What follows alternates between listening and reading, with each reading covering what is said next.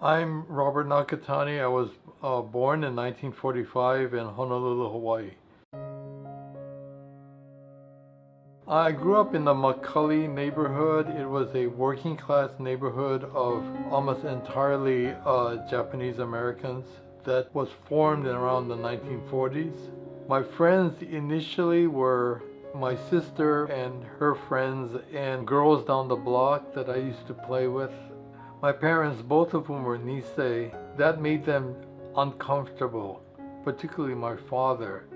My parents, I think, encouraged by my grandmother from Hilo, decided to take some steps to sort of butch me up. And so, unbeknownst to me, they decided to talk to my best girlfriends and told them to just not come around anymore. And so I was confused and hurt by that because I didn't really know what happened to people like my good friend Amy. And she told me maybe 40 or 50 years later that my mother had told her to not come around. After that, it was the friends I made in the neighborhood were boys, almost all Japanese Americans. All were my same age. I was about 9 or 10. The one thing that I really got a lot of personal reward for was I was good in school. So I got the message then that I really should try to butch it up, play more sports, that just being great in academics wasn't going to cut it. In middle school and high school, it got a little easier, particularly in high school, because guys were supposed to hang out with girls. I had girlfriends then, and so there was less pressure at that point. There are members of my family and some members of the school community who used to tease me about being a sissy. And so I absorbed that, became careful about how I sat or the kind of language I used, the kind of affects I had. Basically, I felt different growing up in Honolulu, but mostly because I felt there was no room for gender nonconformity. Particularly in high school, I was aware that I had feelings for guys. I hadn't identified what they were. I knew that the feelings were wrong, and so it was my intention. It was particularly expressly in my mind by the time I reached college that once I was on my own, I would go to a therapist and get rid of those urgings, butching it up as I like to call it. Much like how I approach academics, if you tried hard enough, you would be able to succeed. I brought Jesus Christ into my heart when I was in the 7th grade and joined a youth Christian movement at my church, which is almost entirely Japanese as well, Makiki Christian Church, and belonged to that group for about 4 years. But when I stopped going to it, which was the sophomore year in my high school, I realized a couple things about the church experience. What I really didn't like was they emphasized that we go out and get our colleagues to join in becoming Christians with us. And so it was a very crusading kind of church that emphasized this. And what happened for me in high school was that the minister who was in charge of the youth group really wanted us not only to bring in our peers, but he wanted a particular kind of peer. He wanted the football captains, the football players, and the cheerleaders, and the leaders of the school. At that point, I realized how hypocritical that was. And so I left the church, and I left it really pretty much resolving never to go back to it. It was just basically I was looking to belong somewhere. And so I was pretty sure that it was just out of a profound sense of loneliness at that point that I went out there. And I feel like the church exploited that. I left before the gay part even came up. They were just anti-sex to begin with. And so I never connected it with being anti-gay. I mean, this was a Japanese church, so plus religious dogma, plus the inherent unwillingness of Nisei parents to have sex talked about with their children made it sort of an iron wall. Nobody wanted to talk about any of that. in those days, you had to go away to college to continue your academic achievement. If you went to University of Hawaii, that's fine. But if you really wanted to excel, you had to go to the mainland. To do what I wanted to do and to become the person I wanted to become, I needed to leave. It was just too insular and too monocultural for me. And yes, so those were the reasons I went to Stanford. I remember getting out the airplane, and my cousin, who I never met, I had cousins on my mother's side who lived in Menlo Park and who had been interned and were gardeners down the peninsula. They picked me up. Metaphorically speaking, the first thing I knew about being on the mainland was the freeway from the airport down to Stanford, and it was exhilarating. I've never been going at 65 miles per hour. I mean, there was no place in Hawaii we did that, and so it was exhilarating to go down to Stanford. My cousin hung out with me. He grew up in California, and he was interned, and he was terribly scarred from being interned. I decided to take an internship for the summer at Senator Danny Inouye's office in Washington, D.C. A bunch of students were going to Washington, D.C., so I caught a ride with one of them and ended up living in a house where he was living in Virginia. And he was part of this program as well, and his name is Bob Pickus. He was the most charismatic person I've ever met in my life. Up until that point, I had been sort of buying everything that society was saying and the government was saying. He brought me to the other side and to really look critically at what established institutions have been saying to me, and which included my parents. So my parents were pushing me to become a CPA and a lawyer, and he, allowed me to say, do I really want to be that? And so that's the influence that he had on me. And in subsequent years, because he went into the Peace Corps, I went into the Peace Corps, we remained in touch, and then he went into teaching, and I went into teaching. And then he went into law school, and I went into law school. I was sort of following him in his path. I came out to him. I think I was hoping that he would be gay too, but he was not. He said he was not. Going to the Peace Corps was a draft deferment in 1968 and stayed there until 1971.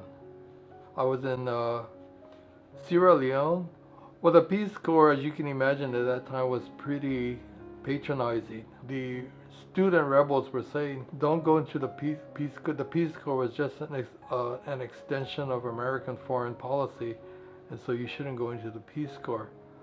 I signed up to be in the teaching program, and they wanted us recent college graduates to go out to the village schools and teach the teachers how to teach. And the reason I say that it's patronizing is because most of us hadn't taken a single education course, and most of us hadn't even taught in schools here. And so for us to go and tell them how to teach in their schools was really sort of pretty outrageous. And so I went to this village which was pretty remote. It had no electricity, no running water. I was teaching elementary schools, grades 3 to 7, English, science, and math. I remember on the first day of school, they called off school and they had an assembly in which the headmaster announced that here is this guy, he's come from America to bring you out of your darkness. And it was really mind-blowing to have to be introduced like that. Well, they have one term like we do in Hawaii. They have one term for foreigner, which is pumwi. And pumwi was actually literally translated as white man. And so they used to call us pumwi, that knowing they were from America. And so they didn't really make that much distinction between me and a white person. However, and I know this from the one other Japanese American Peace Corps volunteer who was there before I was there, they really think that I'm beautiful. And there's something about the Japanese American, or I don't know if it extends to all Asians, but there's something about the Japanese American look and the way we carry ourselves that men would like if I'm sitting in a truck, a lorry, and waiting to be transported back to my men would come open the door to see what I'm wearing, because they would just say, "You're beautiful like a woman." And it was great to be seen as beautiful. It really was.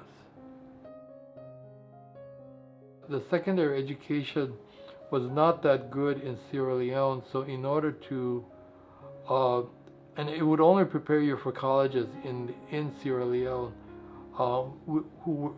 which were not very good as well. And so I decided to bring one of them, which is the most I could afford, to California to continue the education, and that was Joseph Bully. He was the student I was closest to. He was the most promising. And so he came over in 1972 and lived with me while he attended school in Berkeley. A lot of the intensity and anxiety I was feeling about living in the rebellious world of America. Remember, 1968 was also when there were many riots in poor places in the cities, and Martin Luther King was assassinated, and Robert Kennedy was assassinated. For me to go to a remote village where they had not heard of any of this allowed me to, for 3 years there, just say, what am I really wanting? What do I really wanting to do without the chatter of what's going on in America, and who do I really want to be? What do I really want to do? And it was a really wonderful place to be in. After the intensity of 1967 and 1968, to be in a place in which those things were not part of the reality. Bob Pickens and I would always have a long-standing discussion about whether it makes sense to work for societal structural change, or whether it makes sense to work for change on an individual basis. We both concluded that it made for more personal satisfaction if we would do it on an individual basis, not seek structural change. And so I took a job in the Lafayette School District. What we were intending to do at that point was to individualize the education in school. And so I did that kind of teaching for about 6 years. But towards the end of that period, I began to revisit whether it made sense for me to just work on an individual basis, because there are limits on what I was able to do, particularly in a white suburban milieu. So I began to think of going back to doing more structural, more activist kind of work. I decided to apply to law school. I decided to do public interest law legal work. The other context was in the last year of my teaching career. That was the year in which the biggest issue on the ballot was Proposition 6, which was the proposal to bar any gay people from teaching. Even though that proposal did not pass, it seemed to me to be better for me to move out of teaching at that point. By 1970, I was beginning to realize that the oppression I was feeling as a gay person was actually more political than real, and that being gay was not a pathology, that was not something not to be corrected, but it was just a political minority, and that what needed to be done was some kind of organizing to change the political oppression that existed. And I felt that way because of the black civil rights movement before that, and by the emergence of the women's equality movement uh, prior to the emergence of the gay rights movement. My strategy for meeting Mr. Right, that was not happening. Uh, I was surrounding myself with children and parents who were by definition straight because they had children, and I really wasn't meeting guys to date. And so one of the reasons I went to law school was to work in the gay rights field, do gay rights work. I figured I meet guys that way. When I was in law school, I interned at a place called Gay Rights Advocates. And Gay Rights Advocates was an early public interest law firm that worked on gay civil rights issues. I met one of the lawyers. We started a relationship, and a relationship that lasted about 20 years. So a major reason for me going to law school was already achieved by the time I finished law school, which is when I met a guy. And after that, I joined in his private practice, and it was the two of us that ran our office out of the Castro for about the next 10 years. We did gay civil rights work, like we represented a guy who was a San Francisco police officer and ran in the Mr. Castro pageant and got fired. We did a variety of cases like that. I joined the practice around 81, and shortly thereafter, around 1982 or so, the AIDS epidemic began to creep upwards in San Francisco. We began to see notices in the paper about a gay cancer, and then people started coming to our practice who were dying of at that point it was called gay-related infectious disease or something like that. What eventually broke through the Castro into a huge and really ugly and painful epidemic completely consumed the gay community. It changed the nature of the gay community. It changed politics in San Francisco, but it also, on a much smaller scale, completely changed our practice. And I began to do nothing but estate work and probate work for the next 8-9 years or so. The 70s was a time of gay liberation, early gay liberation, when gay men in particular, and gay women too, but gay men in particular, learned how beautiful they were and how they didn't have to hide it anymore. And to go into the 80s where your skin goes and you get deformed by the disease, and people stay away from you, and people are suspicious now when you're thin because it looks like you have the wasting disease, which is another way that gay men died. It was just overwhelming. It was extremely sad to do that kind of work. The good part about it is you saw gay men and gay women in particular rally to support these people, and the gay community, realizing how big of a threat this was physically to ourselves, rallied in enormous in incredibly wonderful ways. The only person in my family I had told that I was gay was my sister. God love those sisters, you know. For gay men, those sisters, they get you.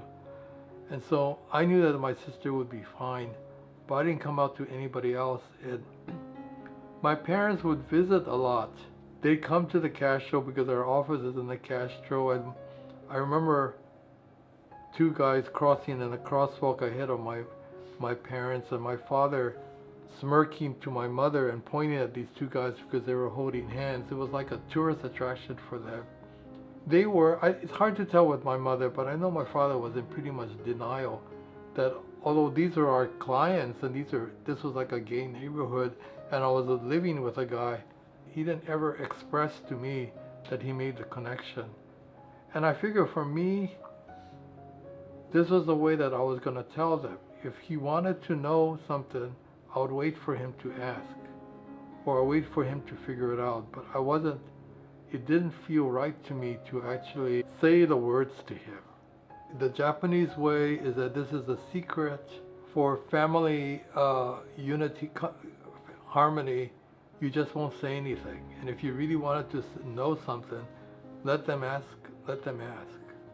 But so I respect that. I didn't do it. I try not to throw it in your face. I remember one time a magazine, a national magazine, I think it was Newsweek, because my parents take Newsweek, asked if Matt and I would be in the cover as like, they're going to do a story about gay relationships. And I told them no, I didn't want to be in the cover. The gay community into which I came out, which was basically in the 70s, that was the first part I was coming out, had its own cultural dogma. And at that point, it was very hedonistic. It was very white. And you had to look a certain way. And I remember thinking, I really had spent a lot of time butching myself up for trying to fit in at school. And now you're supposed to walk around like a Castro clone. You know, you're supposed to have the tight jeans, and you're supposed to have the colored handkerchiefs, and you're supposed to wear certain things. You're supposed to have the mustache. That was hard to come out to, and to realize that the dominant gay culture was not anything that you particularly related to either. I thought that was hard. And I suspect that it's still hard for Japanese people coming out. It made me feel even more lonely. It made me feel bad that I was not an A gay. So I think there was a certain part of me that wanted to become an A gay, but I just didn't have it in me. It was just too foreign a culture for me to participate in. The other part is that I never really met Japanese gay guys. I think partly because I didn't live in Hawaii anymore, but partly because the Japanese peers that I know later on, were even more closeted than I am. My cousin, who I mentioned, I didn't realize he was gay until after he died, and I went to a memorial service that the Gardeners Association did in Mid-Peninsula. And a guy showed up there, and a number of the gardeners insisted that he speak too, and he turned out to be like the boyfriend. They weren't living together, but he turned out to be the boyfriend. I have so many regrets about that one cousin. I wish I talked to him about what Tule Lake was like, but I wish now I talked to him about being gay. I mean, I didn't know that he was gay. There was a guy that I was close friends to in Hawaii. I went to a reunion. He gave all the indications that he was gay by what he was doing and whatnot. And I talked about being gay, but he would never say that he was gay. Even then he didn't say that he was gay. And so it's like I just didn't know Japanese gay people. To this day, I don't know any other Hawaii Japanese person. I'm sure there are many, but I don't know them.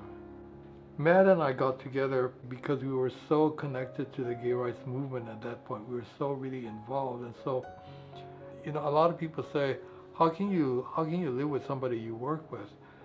And it was exciting. He had a brilliant mind. He was an early activist. He worked with Harvey Milk, and he was a really great political strategist, and it was a pleasure to work with him. I think it was like half of our relationship, to work together and to be joined in that kind of commitment.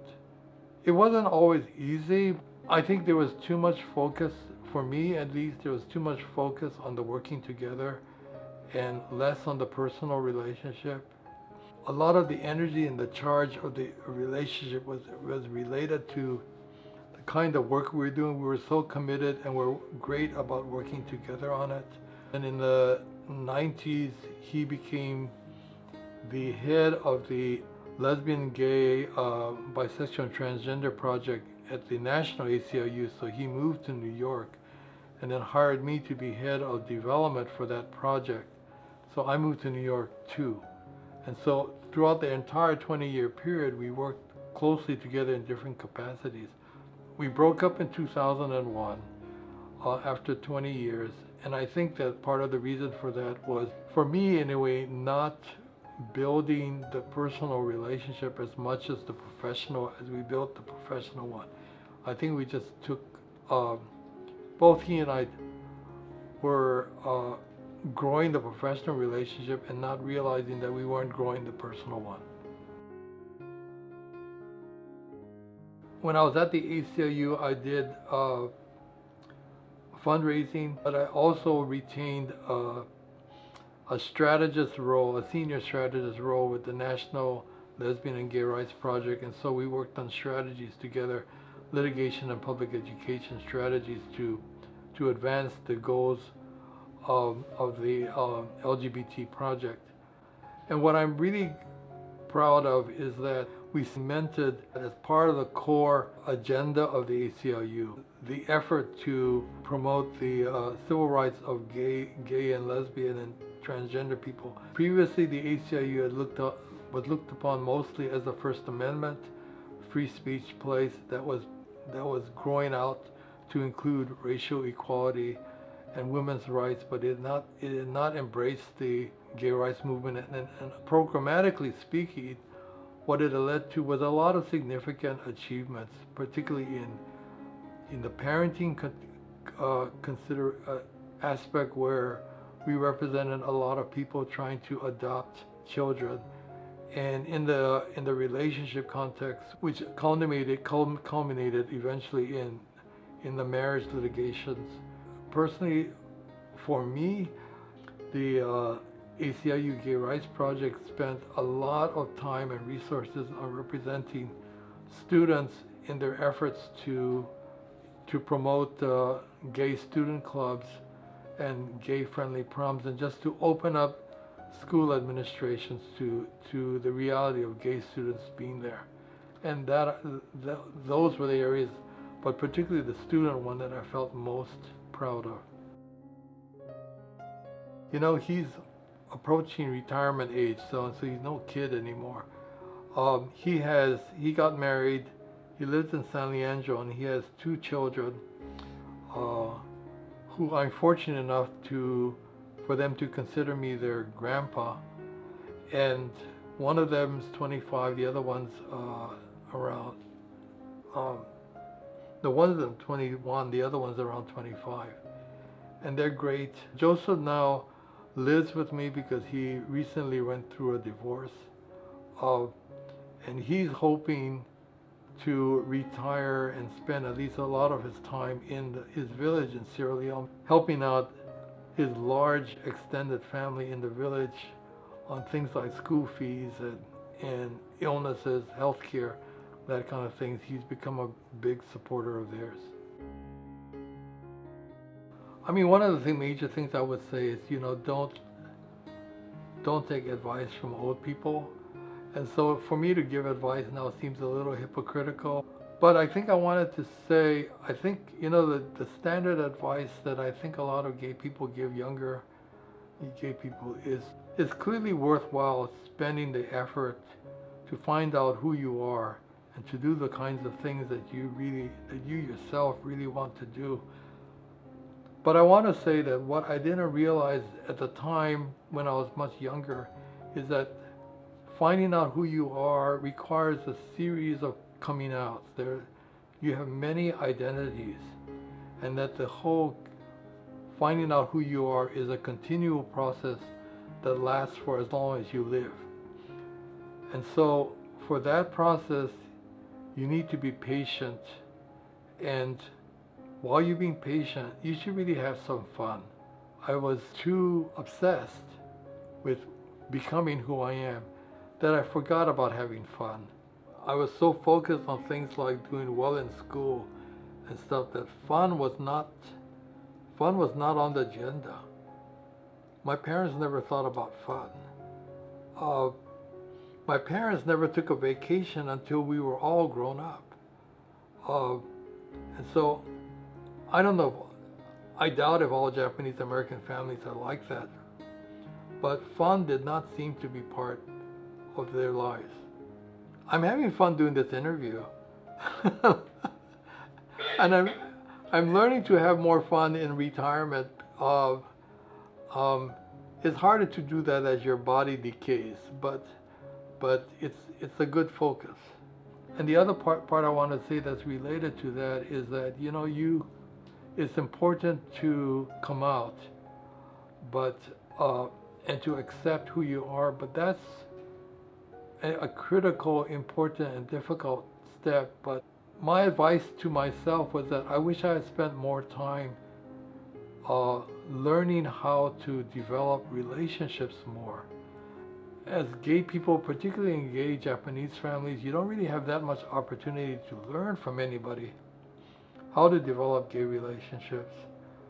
And the general culture, at least when I was growing up, didn't help. I mean, there were no books, there were no songs, there were no movies, there were no people you knew weren't dating.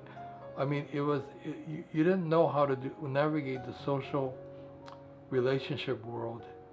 And I think that gay people, it's important for them to spend time navigating the world, because when you come out, that's only the first step. And you got to work on the subsequent steps.